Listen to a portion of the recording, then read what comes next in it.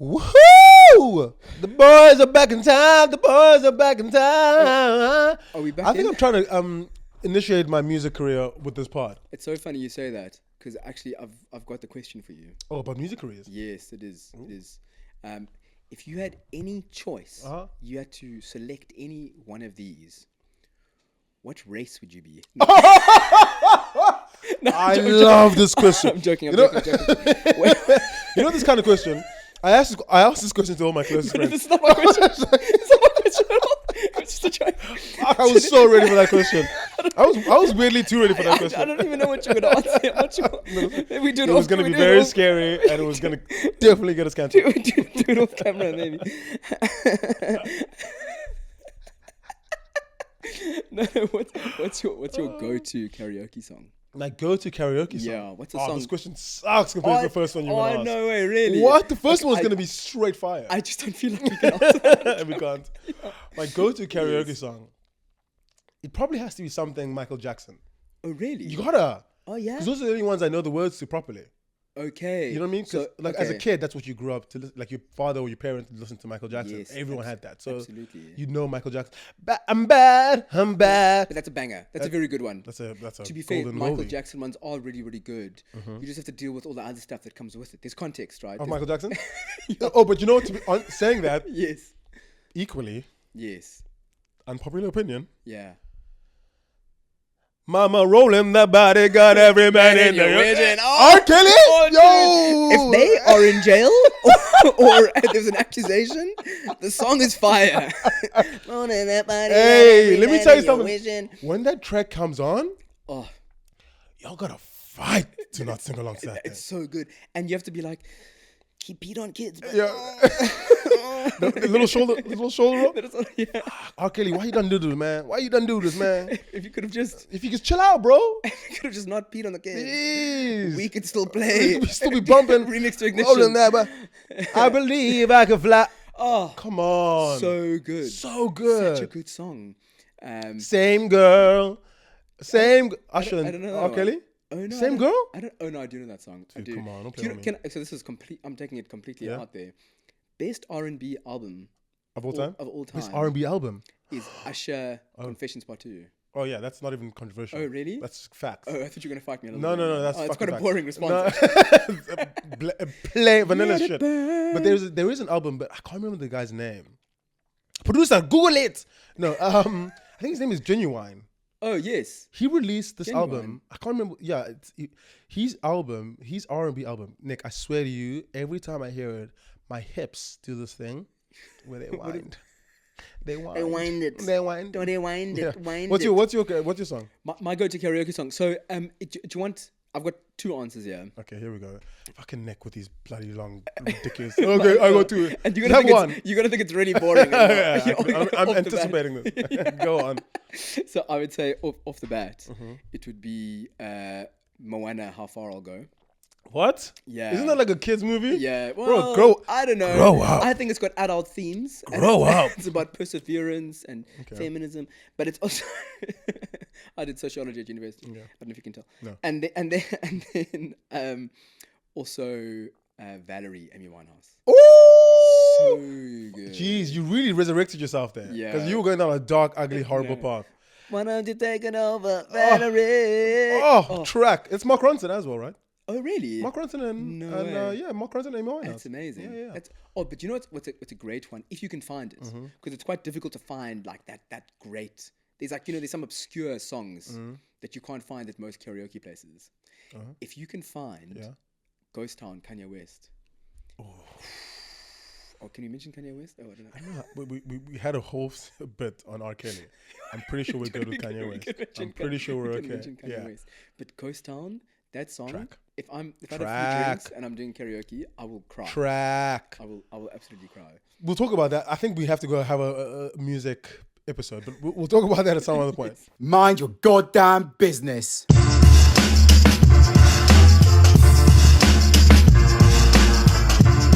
What we are talking about today is what the hell keeps you going? What keeps you moving? What keeps your body driving? Yes. In terms of business and startups and the hustle and the grind. And this is probably one of the hardest questions that we've been tasked to answer. I think it's difficult It's because tough. because It's a there's movable feast. it's people think when you're starting a new business, they Mm-hmm. just see the Instagram reels of people on a yacht and Yeah. Those finance bros. yeah, If you're not making $1,000 per hour, what are you doing with your life? people are walking through their mansion like this is Yeah, how with I like live 16 girls. this is how I live my day. It's such an important one because you have to keep going. Yeah. You know, you have to. It's actually quite interesting. I went to a talk where there was this guy who he actually went on The Apprentice Oh, in the UK and he won. And he was like he had a what do you call it in this country? A water heater, like a geyser. We call it a geyser in South Africa. yeah. What do they call? They call it like a water heater, or tank, whatever. whatever. Yeah. His business was literally just fixing those. Oh. That was his whole business, right? Was it Apprentice or are you talking about Shark Tank? No, Apprentice. It was Okay. Apprentice. Yeah. So he started out and he scaled this business from like doing his local community Yeah. to doing like the northwest of England and the northeast of England and then doing Scotland. And he built it, and then it crumbled. Oh, no way. It collapsed. I did not think that's where you're going with the story. But His whole business crumbled? the whole thing came apart. Why? But Yeah. I think it just got too big for what it was. Interesting. And then so he collapsed, and then he spoke about how he had to build it back up again. That's crazy. And now this guy's started a new business that does completely different thing, but he's now a millionaire again. And Wow. his whole thing is how to be a billionaire. His whole goal is I'm going to be a billionaire. That's a I don't know if I like those guys.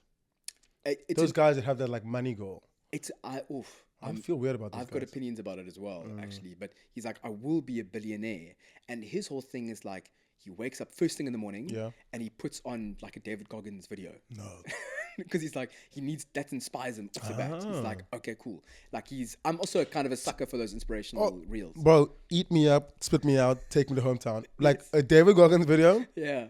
I'm running through 3 walls I after that. can feel that. Absolutely. Because the reason what makes David Goggins so damn compelling, he's that he seems like he's perpetually angry, yes. right? So it always the way he said, when I wake up to be a man, you have to be able to take hard things, do hard things every day.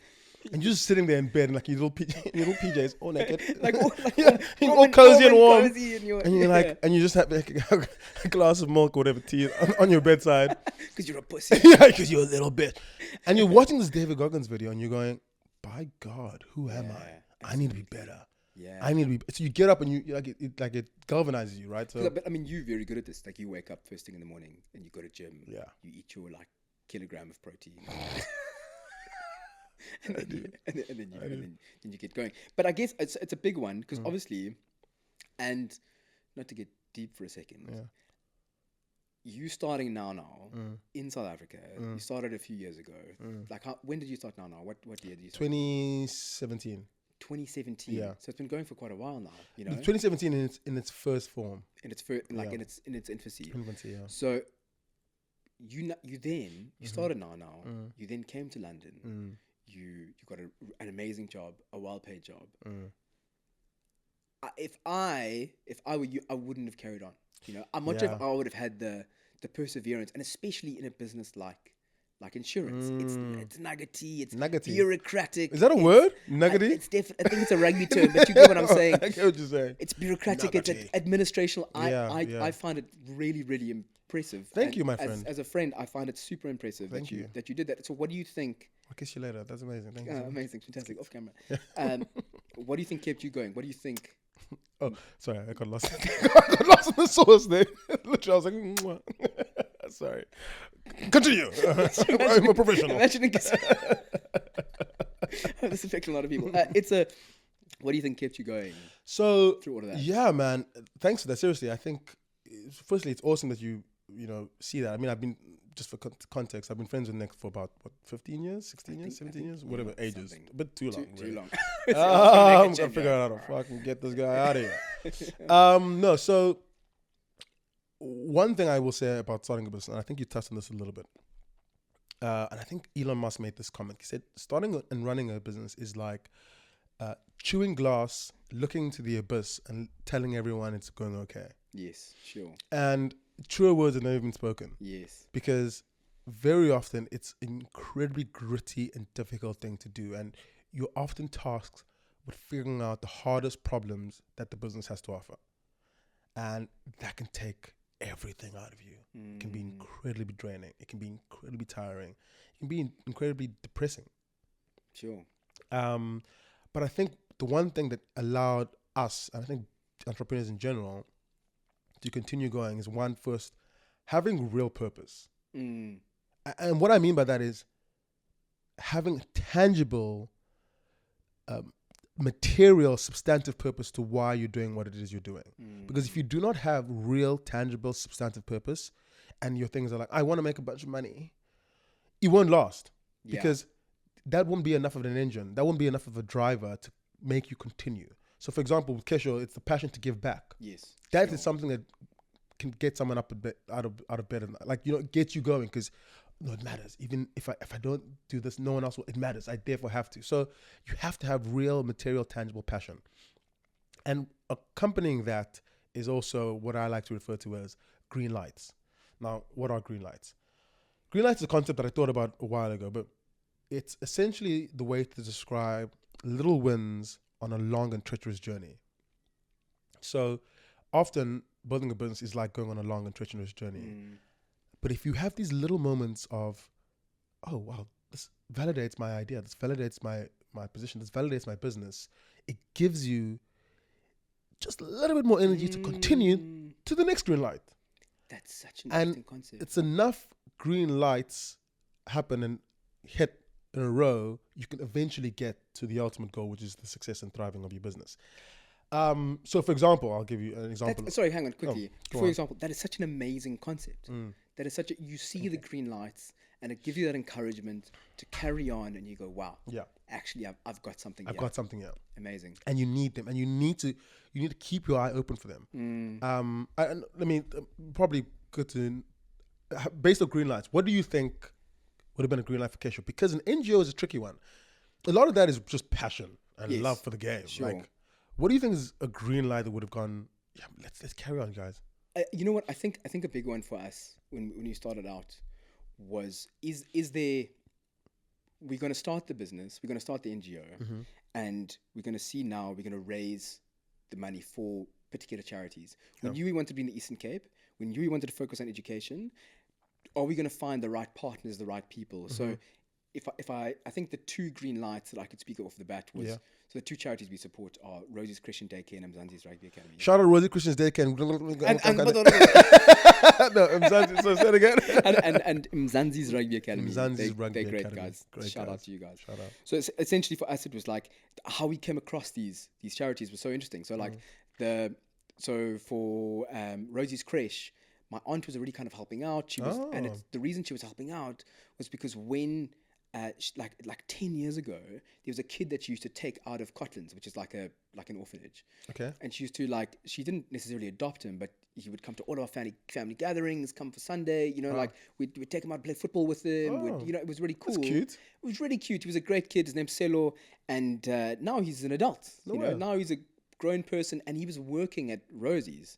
So then Liz, my aunt, obviously kept in contact with him, and it was like, oh, we'd love to help you guys out. And he was like, yeah, they need help. Like Rosie's, basically she runs this creche that like for in the community, there's like a lot of single parent homes, and then when the parents go to work, there's no one to look after the kids, or the kids can't get fed. Huge issue. It's a massive issue. problem. Yeah, so then she, out of the goodness of her heart, she made Rosie's Christian Daycare. Yeah. So we took her on as a partner charity, and then for Mzansi's Rugby Academy, which is another huge green light because they've been so amazing to work with. And I actually heard of them previously, weirdly, but it's so funny. I went to a Sharks game. And a good story starts with someone that went to a Sharks. Yeah, I went to a Sharks rugby game. That was actually playing in London. It was so weird. It was like Sharks Ospreys or something. And then I went with my boring white mates. Those guys suck. Love you. You have Love you guys. serious issues. So it's so Oh, we went to this game and like I wanted to sing Guijo. I wanted to sing songs. Oh yeah, whatever. I remember. Because you love a little bit of a guijo. I love a bit of Explain what Guijo. guijo is, because people wouldn't know what that is. Guijo is like Normal a people. particular like kind of Xhosa songs that's Yeah. usually it's struggle songs, it's war songs. Yeah. But now they've been kind of adapted for like rugby and sports. You know, they're really cool. The Springboks sing it as they walk out onto It's the like the field. South African equivalent of like the haka in the way we think about Low it. key, Like, actually, yeah, absolutely. Yeah. So now we're in the stands, and I'm singing Tina Sian Salana, and I can't sing. But then, so then, like my mates are like, then I hear some other guys singing Guijo on the other side of the stadium. So I'm like, oh, I'm gonna go join those guys. people, yeah. I've had a few beers now, Yeah. so I'm feeling I'm brave. feeling good. So I go over, we start singing together. It's a joy. Then I meet the guy. And the guy, Barry Sharnick, is one of the co-founders of Mzansi's Rugby Academy. way. And I was like, no way. That's a hell of a story, my friend. It's amazing. They're based in the Eastern Cape. They focus on education. We're like, this is a match made in heaven. And those were definitely two big green lights for massive, me. yeah. That was really, really big. Wow, that's incredible, dude. That's actually such an incredible story. I can't believe Guijo is what got you guys started. Music. The music. Power of music. Yeah. But then for you, for now, what were I suppose the green lights that you saw that you thought, okay, Yeah, we've got yeah. it. I think the biggest, again, working in an insurance space is incredibly complex. It's red tape upon red tape upon red tape, and bureaucracy is crazy there because it's one of those old traditional businesses. What I refer to as old traditional businesses are your businesses that have been here since your Middle Ages, if you will, like construction and like logistics or shipping, banking, like those old businesses. Insurance is one of them. Yeah. So it's still very traditional, still very old school. So breaking in is tough, right? For new kids on the block, upheaving, it's a very, very, very tough thing. It's actually massive. Yeah. Because you get these indented old businesses that go back to like 15th century Venice. You know what I mean? Yeah, it's crazy. And they have their ways of doing things, and we haven't changed our ways in 70 years type vibes, you know? No, sure. So coming in, you need green lights, man. You need big green lights. And one ours was probably when we were still developing the product, and we were building out this product, and we were figuring out exactly what we wanted to sell and how we wanted to sell it. And we needed to get consultants in. We needed to speak to people who were in this game, who were in this field, who had the expertise. And we reached out to a man who's based in the US. I won't say his name, but he is like the far out leader of and thinker when it comes to insurance and claims in general. Wow. Quite a specific Yeah. bit of knowledge. I mean, this guy's he's effectively written a book called, you'll know his name now, but The American Medical Association's Guide, Yes. which is essentially the guide that everyone uses in the world No way. to determine how much an injury has impaired an individual. Wow. So it's called you get a whole person impairment rating. Yes. So it basically determines like if your knees hurt from a car accident, what is the value of that knee and in terms of your ability to function in society, and then you can attribute a number to that and pay out a number. That is to such that. an interesting thing to create. So in South Africa, we use it for a road accident fund. That's how we pay out our claims based off that AMA guide. So this guy is like the guy to determine impairment. So medical malpractice obviously involves some form of impairment, right? Like what happens? You're supposed to do surgery on the left arm, but you end up doing on the right. What is it worth? What does that mean? How is it going to impair you? So we spoke to him, and to speak to him is like ridiculous. You got to pay him like $1,000 an hour. Okay. He's a big deal. Yes. Get him in the room. This guy's got all the degrees, all the MBAs, everything under the sun. Highly intelligent. And we're speaking to him, and we're running through this product. We're telling him an idea. We're showing him documentations. We're showing him like structurings, modelings, blah, blah, blah, blah. Have this long 2-hour conversation with him. And right at the end, he turns to us and says, there's very few things that are deeply important that need to occur in some industries and sectors. I see this as one of them. Wow. And if you guys can get this right, the next time I'll be speaking to you will be on a yacht. He said that. That is the biggest green light Yeah, I've ever heard in my life. We were like, and it was so left field because he's very a professional guy. Like the whole time he was like, very like, and we were like, what? He's like, yeah. This is, and I don't say it lightly, a game changer. Wow. And we were like, that's all we needed to know. Phenomenal. We will do this day and night to You figure it out. couldn't have got a better authority. Yeah, there we go. to That's tell what it is. you Authority. That this has got not just legs. Yeah. It's got engine. It's got Engine. It's got gas. Dude, It's you know what I mean? phenomenal. And also, sorry, it's quite like the next time I see you will be on a yacht. Yeah. And let's not forget the fact that I love what yachts. you've created. Let's not forget the fact that I love yachts. Yachts are amazing. I think I've never been on one, but I assume they look great on That's Instagram. beautiful. but it's not just a money making endeavor. You guys are doing amazing. You are helping people that wouldn't be able to be helped otherwise. That's spot on, Nick. I'm glad you said that. And that's what I was trying to invoke earlier when I said Yes. you need purpose. Absolutely. The purpose for me was my friend experiencing what she experienced with medical malpractice and not having a way for her to get compensation and effectively a remedy for what she had experienced. And that was so important to me that people had that access to quick, immediate, tangible help when they needed it most. So I think that's, for me, what my purpose is and what drives me. And I think we all need purpose. I think you guys who are starting businesses as well, you need purposes. And Nick, I mean, just trying to spitball here, but what do you think people could rely on for purposes of getting that inspiration and staying inspired and continuing to go with the lack of green lights potentially? Like if they're not getting all of that good stuff, what do you think they can rely on to continue? I think it's such a good question because there's obviously like an inner mantra that you need. You know, you need like a what motivates you, because What keeps you alive? what keeps you going? What Because keeps you going? if you say like if it's just for money, you gotta drop off. You know, it's not gonna be unless you know. But it's like you need to have some inner thing. And I think what you said previously, which is so good, and I hate that you come with such good points all the time. I am the most intelligent man in the whole. I'm kidding. I'm joking. I'm kidding. Let's see, but you're up there. No, I'm joking. You're fine. It's I've completely lost my brain. I saw your face trying to like put it together. Like, what am I trying to say? This like synapse is like. It's the. I actually can't remember what I can't was remember. I would say you were trying to say essentially what inspires or what people rely on to stay inspired. No, sorry, I remember. Yeah, you remember? It's about fixing a problem. Aha. So I think that's a big thing. So when you're starting something, it's you need that purpose, and you go, I've found a problem, I've identified a problem in the world someone might be facing. You are now going to plug that problem. You're going to create a solution for that problem. Yeah. Which you have done so incredibly. Yeah, What yeah. you've done. I guess that's what we both. I think that should be the purpose of any business, really. No, Absolutely. like you're trying to solve a problem. Yes. But I think I would double click on that point. Yes. I would say more than just having a problem to solve. I think you have to have a problem to solve that you care about. Yes. You as an individual, you as an entrepreneur, you as a founder need to care about your problem.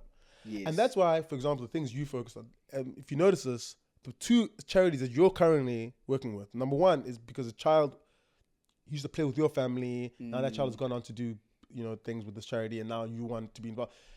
You cared about that human being, right? And that's what's giving you the inspo to bring them on board. Absolutely. Rugby, I know, is your first love. Yes. Sorry, Lola. Sorry, babe. And you've always cared about it, and it's been something you've had close to your heart since I remember knowing you, like Absolutely. from the jump. So you bringing that on is indicative of who Nick is as an individual. So it's not just about solving problems; it's about solving a problem you care about, and I guarantee you guys that will keep you going when everything else doesn't. Absolutely. And there will be so many times,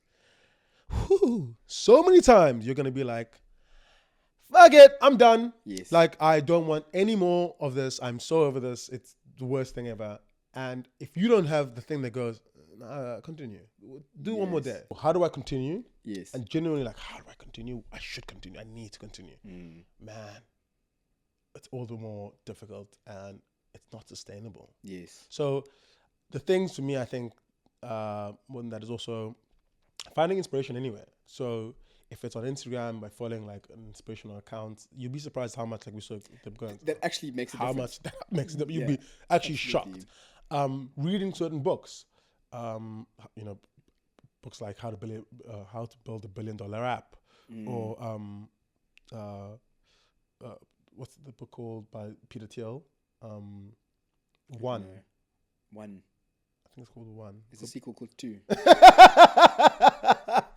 No, I think my purpose is whatever. One, something like that. I'll add it in bio. Like these things are external things that you could use and rely on to carry on. Another big thing that's overrated, you can tell me if you agree with this, is loved ones. Like family members, girlfriends, boyfriends, sisters, brothers, mothers, fathers. When they buy into you, That's such a deep point. Sorry, carry on. Yeah. it's sometimes all you need. Like and families, friends, loved ones, don't underestimate the importance of what you have to say to people who are starting businesses that you're next to. The ability to say, like, dude, what you're doing is so inspirational to me. Like, I want you to carry on. Like, you're gonna change. I've actually got goosebumps. Bro. I couldn't agree with you more. The amount of times the people, first of all, I think it's, we were talking about reels and getting inspired by them. Yeah. But there's that one where he goes, show me your friends and I'll show you your life. If your friends are a bunch of reject, fuck ups, whatever, that's your life, whatever. And you go like, okay, so you're inspired by your friends. They're amazing, competent, and I'm so grateful to have people like you in my life who are doing such incredible things.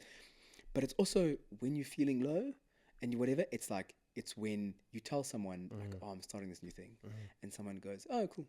And you go, okay, I'm putting myself out there. Bro, tell me I'm doing cool shit. Literally. And it sounds mundane. Yeah. But you realize how important it is when you actually start doing, like, just someone even feigning interest is enough to keep you going. Absolutely. Like someone just being like, oh, that's awesome. Like, amazing. Geez, that's amazing. Since when? Or how if when you post a Nana post, it costs me nothing to like it. Oh my gosh. Comment. It costs me nothing to do that, bro. You know, and we should all be doing that for our mates. For our mates, our friends, our loved ones, like just a comment or like whatever. Absolutely. Just shows that person like, oh, okay, someone's watching. I need to continue. Yes. And you know, and it's the little things in life. It's like anything, right? We're humans. We need love. We need affection. We need care. We need consideration. We need empathy, and that allows us the ability to find there. You know what I mean? And don't underestimate that. And I also want this to be directed to the loved ones more than anyone else.